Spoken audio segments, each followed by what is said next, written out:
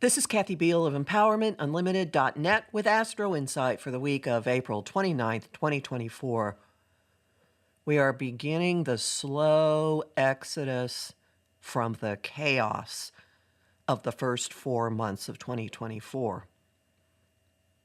This week, aspects of our being and aspects of our lives and possibly even aspects of our world will begin to take on a feeling, if not actual contours, of something familiar. Some things are starting to slide back into something we've experienced before, something actually natural. Venus and Mars take us on a journey this week. Venus representing what we value and also how we interact with each other, and Mars representing how we use our energy and our drive, how we push ourselves forward.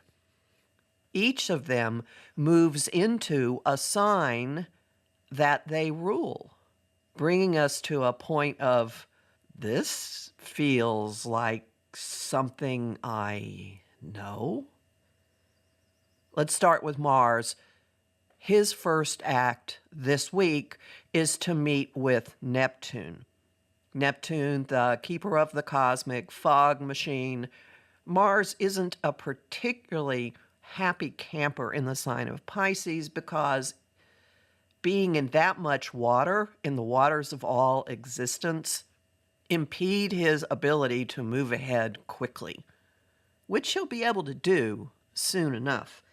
But on the 29th, his debility in this particular sign comes to a head.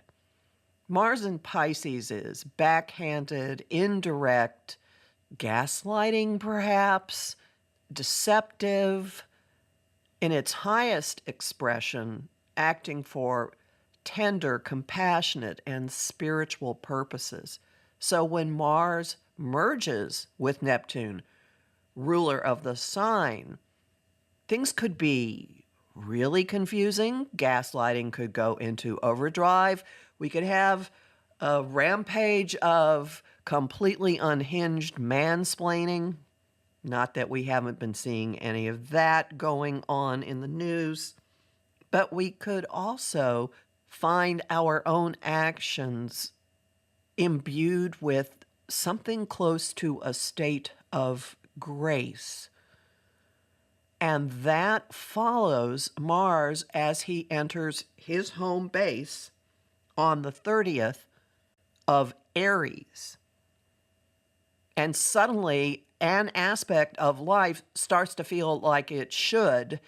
We feel energized. Okay, now we can get going. Now we can move things ahead. We aren't feeling as stymied as we felt with Mars's conjunction with slower than slow Saturn, which happened early in April. We aren't feeling frustrated and stymied as we were with Mercury retrograde in Aries, but there is a sense now of impulse, act, impulse, act, impulse, no impediment, act. Keep that in mind, no impediment. This may not always be a good thing. As this is going on, Venus, the day before, on the 29th, right after Mars makes that link to Neptune, Venus moves into her earthly home of Taurus, where she rules all of the creature comforts of life. Food, especially wonderfully tasting food. Sensory experience, the arts, flowering plants, taking our time, smelling the roses, resting and enjoying nature and taking in the beauty of a bouquet of flowers or some beautiful music. In Taurus, she wants things here and now, right where she can touch, taste, feel them. And that includes the people in her lives. So this brings a physicality and grounded streak into how we're dealing with each other. There's a desire for physical contact, for actually experiencing things with the body, in the body, not just having intellectual encounters or thinking about stuff, but having it really here, now, in front of us, where we can, again, taste, touch, smell, consume, physically be with. And oh boy, do we want what we want. So Venus in Taurus is maximum indulgent, self-entitlement gene territory. And on the 1st, on May Day, which is known for, let's just say the Great Rite, R-I-T-E, you can look it up.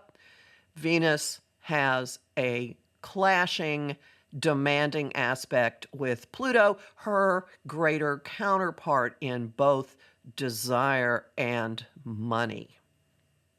The earthly form of it is I want, I have, resource-oriented, wanting desires met. The deeper, greater, higher Plutonian counterpart of it is subterranean, non-conscious, cellular, obsessive, compulsive attractions and wealth and power that are beyond what ordinary people can aspire to. There's also a streak of secrets and furtiveness with Pluto in the mix. So Venus squaring Pluto on the 1st is going to push secrets and triangulation out into the open. It's going to demand action on it. It could result in ultimatums. Venus squaring Pluto makes us really insistent about what we want, and we want action on it. And we could strip down our desires. We could get down to, here are my 3 priorities, okay? And I really, really, really want them, and they're non-negotiable. And then Mars gets into the act with Pluto as well. Now, Venus and Mars are not in signs where they particularly get along. They're 30 degrees apart, and they're traveling in friction right now. But they are, oddly, operating together in a way that fits their inherent natures. Venus in Taurus is, I'll just sit here, tell you what I want, and you will go get it for me. And Mars in Aries is, I will go get it for you, out of my way, here I go, boom. So, right after Venus gets really firm with, this is what I want, this is what I have to have, in her square with Pluto, Mars comes along and a door opens between him and Pluto, a sextile on the 3rd. Here's an opening. I can go after something big, powerful, bold, daring, a really targeted strike in some way. And this is the lead up to the Taurus new moon, which is coming on the 7th and the 8th, week after this one, where we will be building new ideas, intentions, goals, projects, planting new ideas, goals, projects, actual seeds on the burn site of the Jupiter-Uranus conjunction.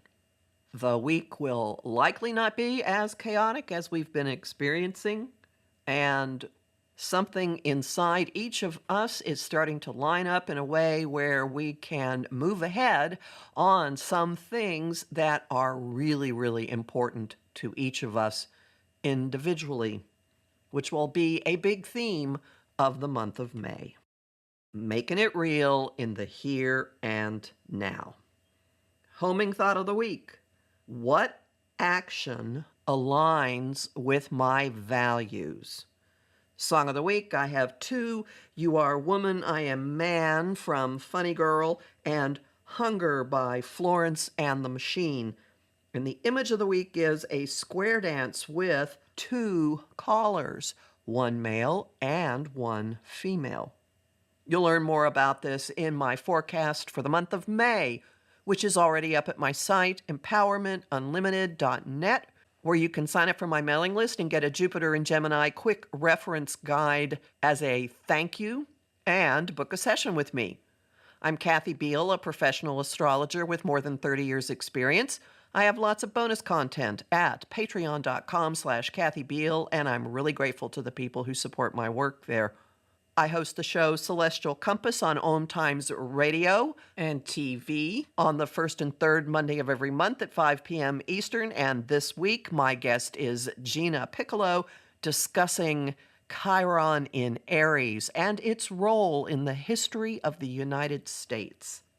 I also host lively conversation on Facebook, on the page Empowerment Unlimited, and in the group the Astro-Insight Lounge. I post on Instagram and Threads at K.A. Biehl and on YouTube at the Professional Aquarian channel. Talk to you next week.